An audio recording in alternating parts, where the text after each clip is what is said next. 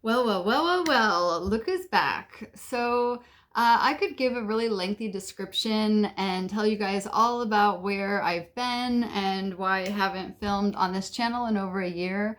But we have boxes to open, and we have decks to look at, and we have tarot teachings to convey. So, we're going to go ahead and get right into it. Today, we are opening what I think is going to be two different decks by a deck creator that I love very much. His name's Eugene Vinnitsky, and you've seen his decks on this channel before because I opened, do you guys remember the Money Tarot? It was one that I was really impressed by. Now, today I have one that's already unpacked but not opened. It's the Kabbalistic Tarot. I usually order Eugene's decks on Kickstarter, and he also has an Etsy. So once things are not available on Kickstarter, I know that you can still get stuff from him there. Now, I had ordered this deck, and then he came out pretty quickly with another Kabbalistic deck. And I was in contact with him, I guess because of the other video that I had made. And he told me that there had been some sort of an update on the original deck, so he wanted to send me another Kabbalistic Tarot deck. So I'm not 100% sure it's in here, but let's go ahead and take a look and see what we have. And yes, I've had this box for far too long. All right, there are two decks in here. Come with this. It's so cool how he does this. Just somebody that's really doing tarot right. Really amazing, beautiful decks. And it also says here that it's original tarot deck of 79 cards. Look how cool this is, right? Let's go ahead and see what this other deck is, because I don't think we're going to have time to open both of them today. But this is, I think, the second Kabbalistic deck that came out. And I asked you guys before, do you want me to make more videos talking about Hermetic Kabbalah and the correspondences of the cards as it corresponds to Kabbalah? And there was a resounding yes.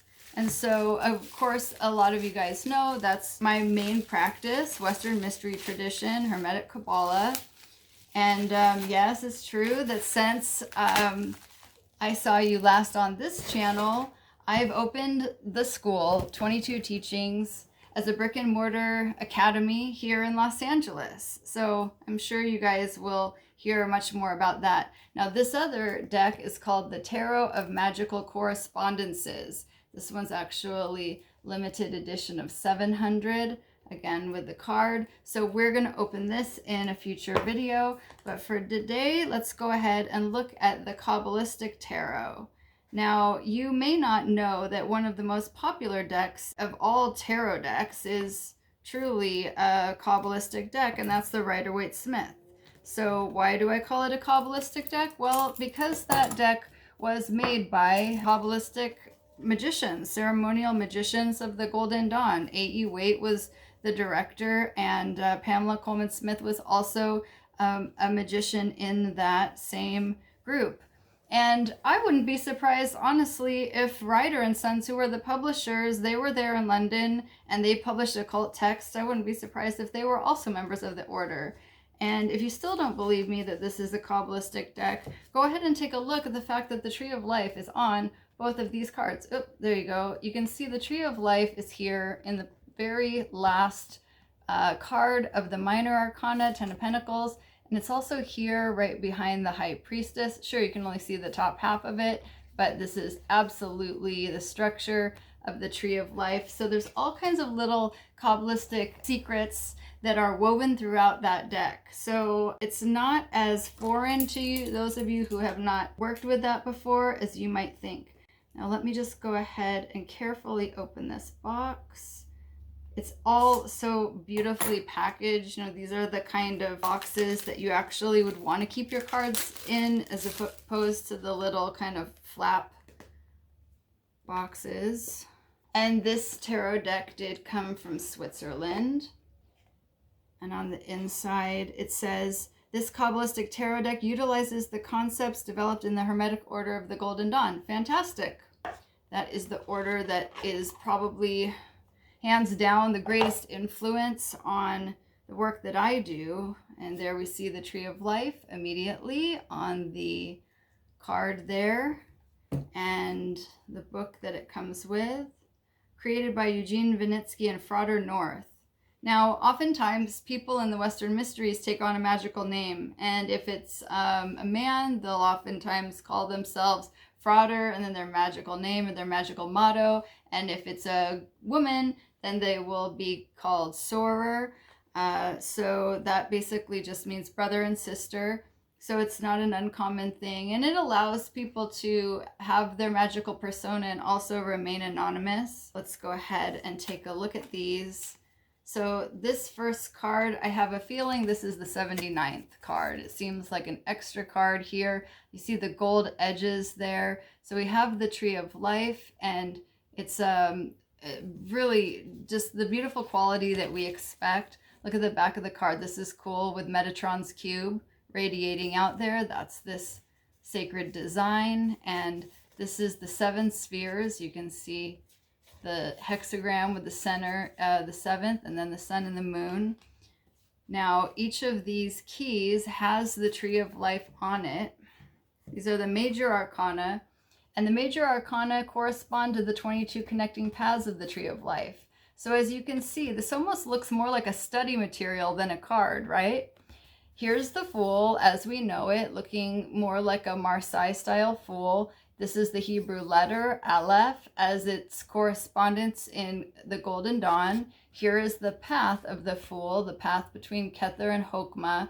And here is the symbol of the astrological correspondence of the Fool, which is air. In different schools, different teachings correspond the letters a little differently. The correspondences of elements, planets, or zodiac signs to the first 22 major arcana, those are pretty standardized. So again, this is something that I probably wouldn't read with, but I would totally recommend this to my students.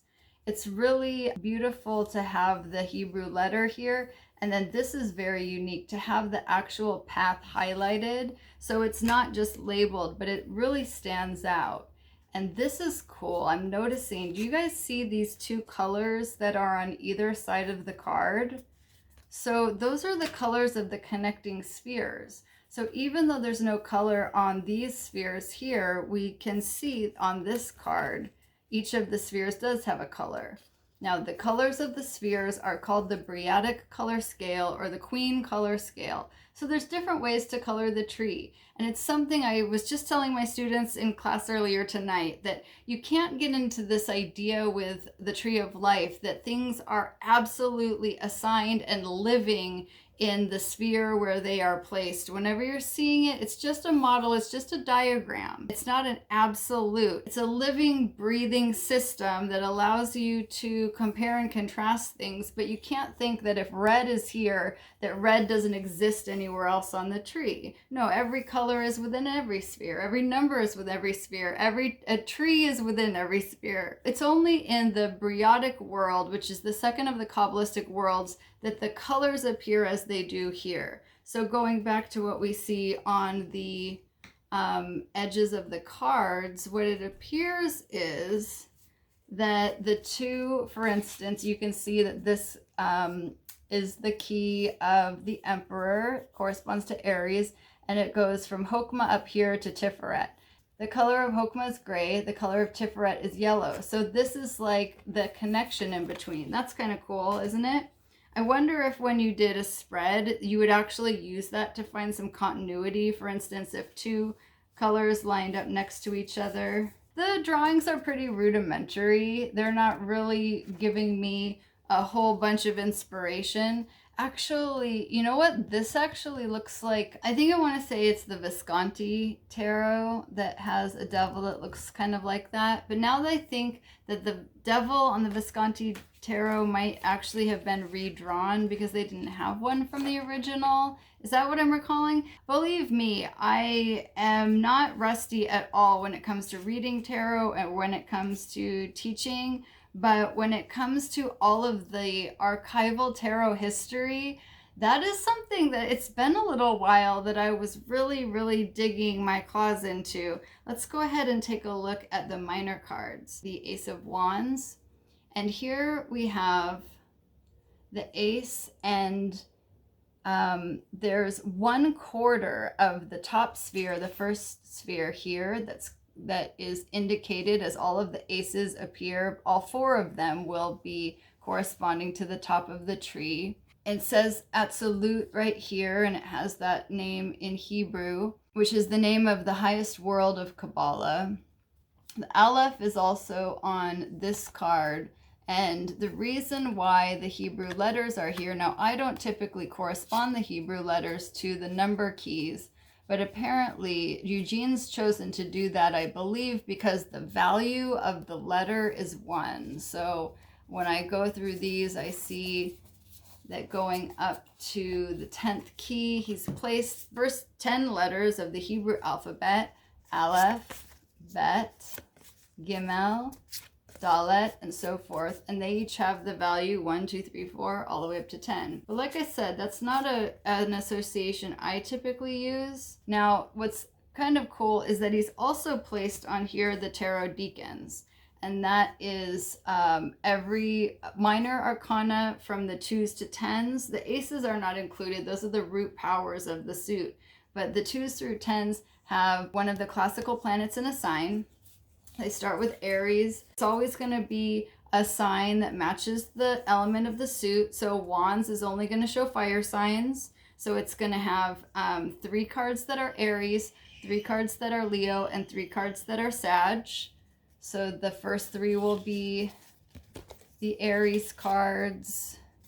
The next 3 will be the Leo cards. And then the final 3 will be the Sag cards. And there is a system of the placement of the planets. It's not totally random, but it's a little bit beyond the context of this video. Let's go ahead and take a look at the court cards. Here are the cups. And you can see that the color scheme here on all the cups is blue on both sides. That's the classic Golden Dawn color for water. Air is yellow and earth is green. And here he's chosen to use King, Queen, Knight, Princess. So Princess replaces the more commonly used Page, but I think that's a very appropriate name to use. And you can also see the placement of these court cards on the tree. So all of the kings reside here at Hokmah, and all of the queens here in Binah. And those 2 spheres at the top of the tree serve as the masculine, the divine masculine and divine feminine of the tree. And you'll also see these Hebrew letters. So this says Yod Hey, and this says Hey Hey. Now, the first letter here, Yod or Hey, is an indicator of what the ranking of the card is. So each of the rankings from King, Queen, Knight, Princess will be assigned to one of the letters of the Tetragrammaton, the 4-fold divine name of God. Yod, Hey, Vav, Hey. So all of the kings will get Yod, and the queens will get Hey, the knights will get Vav, and the princesses will also get Hey. The same thing is true of each of the suits. So Wands, Cups, Swords, Pentacles go in that same order. So when you have a combination of a ranking plus a suit, you're going to have usually 2 different letters, except in the cases when, for instance, you've got the Queen of Cups. She's Hey because she's a queen, which is the second letter, and she's Hey because she's water, which is the second suit. But you can see King of Cups is Yod Hey, which is fire of water. And then you would see the Knight of Cups is Vav Hey, in other words, air of water. And Princess of Cups is Hey Hey, earth of water. It's a little bit confusing because of the fact that there's 2 Heys, but hopefully I haven't completely lost you guys yet. And then again, the color here of the sphere that they reside in. And you can see Malkuth is an interesting sphere because it actually gets 4 colors. Those are called the tertiary colors. So if you look down the tree, you'll notice that the very top of the tree, the 3 spheres in what is called the supernal realm, these are monochromatic. The next 3 spheres in the ethical triad are the primary colors, and then the secondary colors, and then the tertiary colors, which are a mixture of the secondary colors. And I am also noticing that the way that Eugene breaks down the 4 worlds is marked on this card, with Absolute at the top, Bria being the second 2 spheres, and Yetzira being the next 6, and Asya being the bottom. And I know that that varies a little bit from different systems, so I'm glad to see that he does it exactly the way that I'm used to working with it. In fact, the only thing that I see in here, and I'm kind of speaking directly to my students right now, because I know some of you guys have asked me to open this deck, and there's nothing here that would be inconsistent with the way that we practice magical correspondence at 22 Teachings. Excellent, excellent study guide. So all in all, I'm really pleased to see that this is such a cool deck. And thank you so much for joining me. I'm really glad to be back. I know we're just kind of getting the ball rolling again, but I've got plenty of decks to open, plenty more things to talk to you guys about. I'd love to hear your feedback. Are there decks you want to see me open? Is there anything in particular that you want me to dive into on this channel? Go ahead and subscribe if you haven't already. Follow me over on Instagram and you can see the school. You can also follow 22 Teachings on Instagram, and I'll see you guys soon. Bye.